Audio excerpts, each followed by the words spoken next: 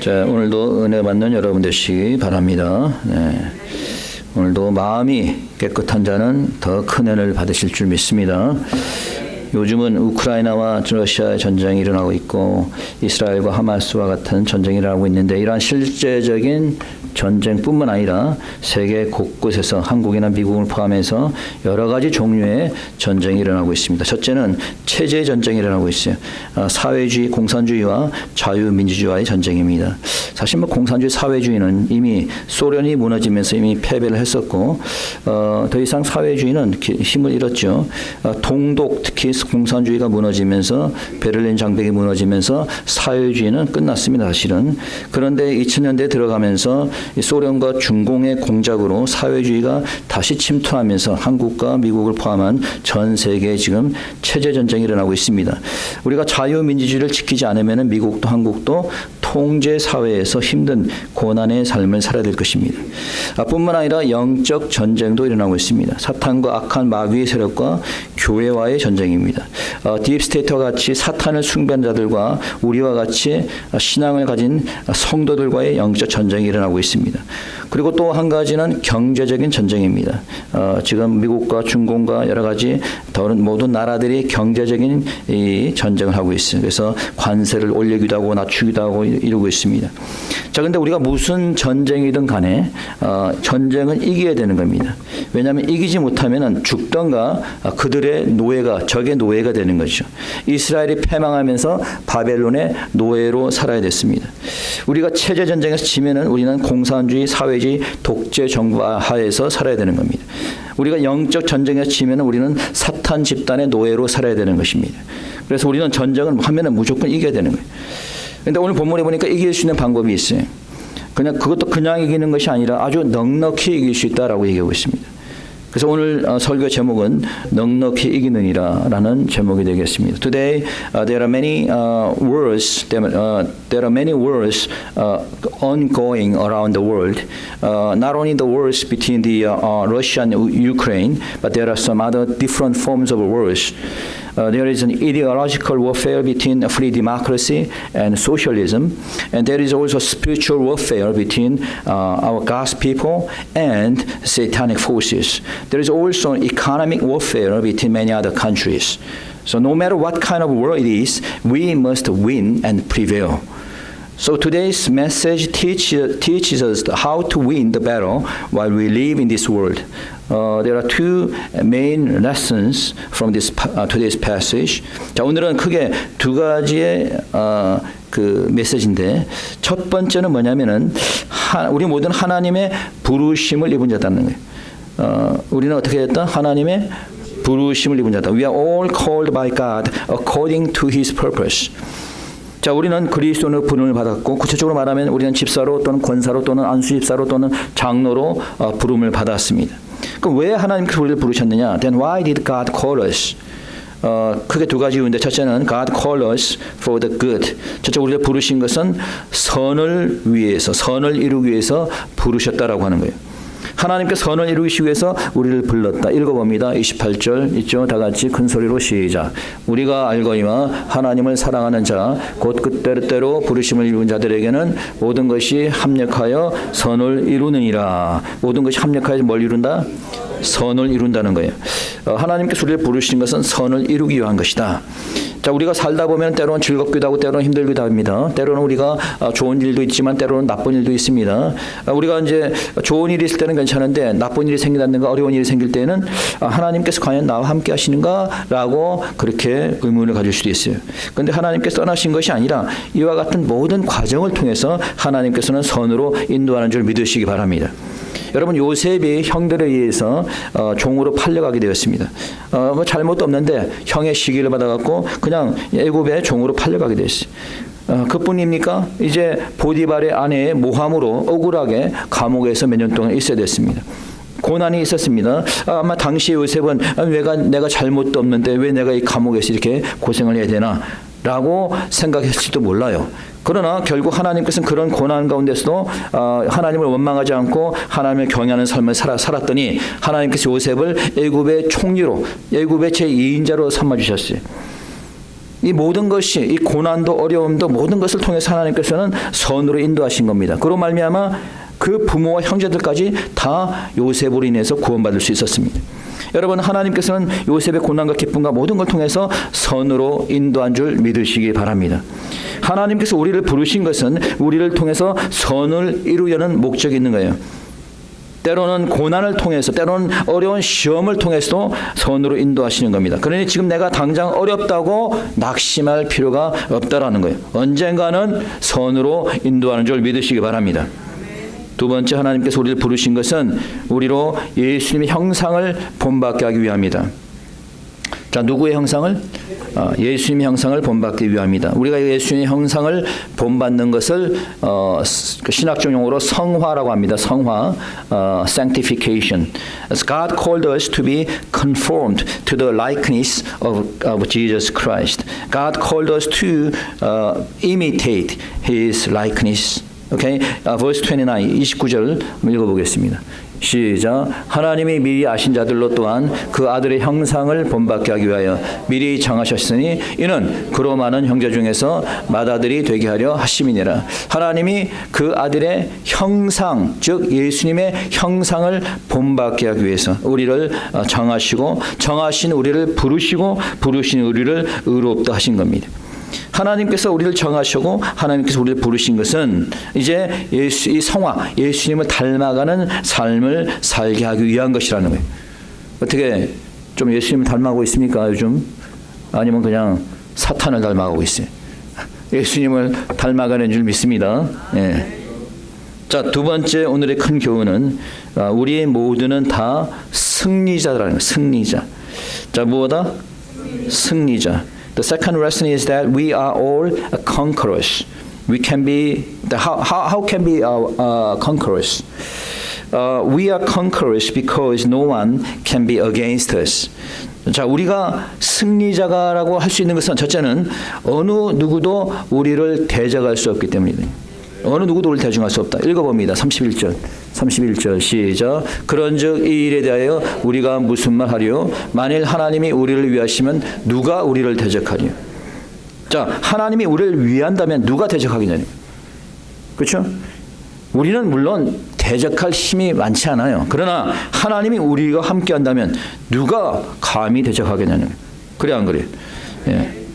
전지전능하신 하나님이 우리와 함께 하는데, 여러분, 우리나라가 6.25 전쟁이 끝난 지가 벌써 70년이 넘었습니다. 72년, 3년 됐나요? 근데 우리가 종전이 된 게 아니에요. 휴전 상태입니다. 그러니까 휴전이라는 것은 전쟁이 끝난 것이 아니라 전쟁이 잠시 중단되고 있다는 뜻입니다. 그런데 휴전 이후에 이승만 대통령이 정말 잘한 것이 하나가 있다면 미국과 안보 동맹을 맺은 거예요. 그래서 한반도에서 전쟁이 일어나면 미국은 즉시 개입한다는 것이 그게 동맹입니다. 그게 한미 간의 동맹이에요. 아마 이 한미 동맹이 없었다면 한반도에 다시 전쟁이 일어났을 가능성이 많습니다. 그럼 아마 적화 통일이 될 수 있을지 몰라요. 그런데 북한이든 중공이든 침공할 수 없었던 것은 세계에서 가장 강력한 미국의 군대가 주둔하고 있으니까 감히 쳐들어오지 못하는 거죠. 여러분, 미국을 우리가 천조국이라고 하죠. 천조국. 왜 천조국이라고 부르는지 아세요? 천조국이라는지. 국방비에만 지출하는 게 천조가 된 천조. 국방비 하나만 천조라는 거예요. 그러니까 세계에서 가장 강력한 군대를 가지고 있으니까 감히 이 남한을 침공을 못하는 겁니다. 뭐 국지전을 할 수 있겠지만 남침을 못하는 거예요. 그런데 그 천조국 미국보다도 훨씬 강하신 하나님이 우리와 함께하는데 누가 감히 우리를 대적하겠냐는 거예요. 그러나 하나님이 아무나 함께하는 건 아닙니다. 누구나 다 함께하는 건 아니에요. 자, 하나님은 어떤 사람과 함께할까요? 하나님께서는 하나님과 함께 동행하기를 원하는 사람과 함께하는 거예요. 세상과 동행하는 사람하고는 함께하지 않습니다. 하나님께서 하나님을 믿고 그 말씀에 따라서 사는 사람과 함께하는 줄 믿으시기 바랍니다. 두 번째, 하나님께서 우리에게 모든 것을 주셨기 때문에 우리는 승리자라고 하는 겁니다. 우리에게 모든 걸 주셨다는 거예요. Second, we are conquerors because God gave us everything. including His Son Jesus Christ. 읽어봅니다. 32절 다 같이 시작. 자기 아들을 아끼지 아니하시고 우리 모든 사람을 위하여 내어주시니가 어찌 그 아들과 함께 모든 것을 우리에게 은사로 주지 아니하시겠느냐. 자, 하나님께서 뭘 아끼지 않냐고 주셨다고? 지금 자기 아들 누구예요? 예수님을. 하나님이 가장 아끼시는 그 예수님을 우리에게 주셨다면은 뭐 그 외 거는 뭐 주는 게 어려워요? 주겠어 안 주겠어? 가장 아끼는까지 드렸는데 우리에게 주셨는데 기타 다른 거 여러분 달라면 줄까 안 줄까? 주죠. 왜 안 주겠어요? 여러분 예를 들어서 생각해 보세요. 내가 사랑하는 자녀에게 100만 불짜리 집을 사줬다고 생각합시다.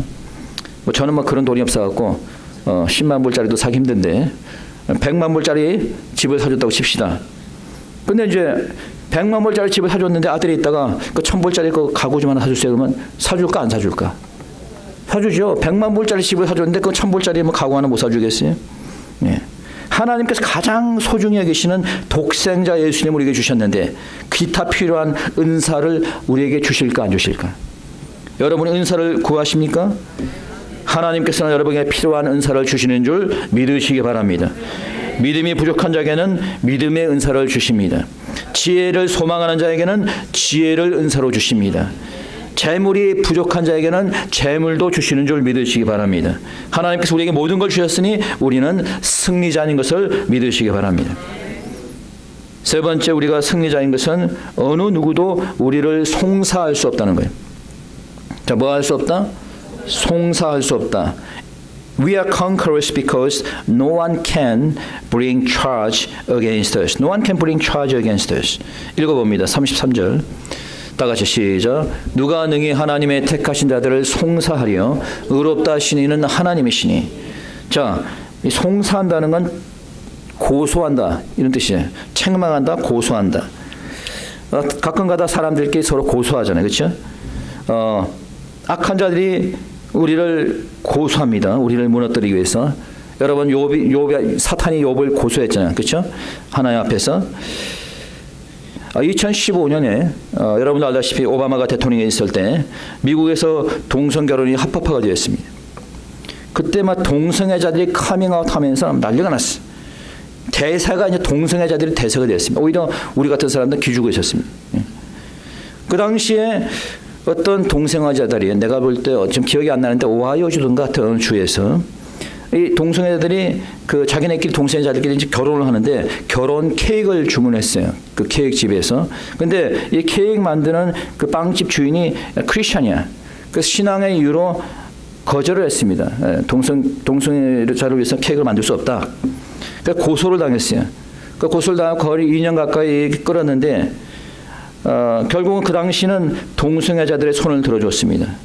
자, 이 빵집 주인의 말을 빌으면은 동성애자들이 그 이후로부터 무수한 협박 전화와 이메일과 심지어는 총으로 살해야겠다 뭐 이런 협박까지 있었다고 합니다. 그러나 그는 자신의 신앙을 굽히지 않았습니다.